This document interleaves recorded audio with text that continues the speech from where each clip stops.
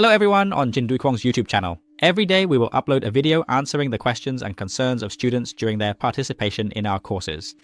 To make sure you don't miss any of our upcoming videos, please subscribe to the channel, like the video, and share your thoughts by leaving a comment below. That way, when we release new videos, you'll be among the very first to see them, even before others do. In this video, I will address a question from a student who wants to know how to extend these lines. So if you're facing this situation, here's what you should do. Click on the point at the start of the line, then press the letter E on your keyboard. If you want to extend the line by a certain amount, you can enter that value here. I'll move this panel down here a bit. You can enter the value by which you want to extend this line. There you go. You've extended the line exactly by the value you entered. If you want this line, this first point, to snap right to the perimeter line, you still click on the point, then press the letter E. You'll see here there's a command called toTrackExtendLine. Click on it.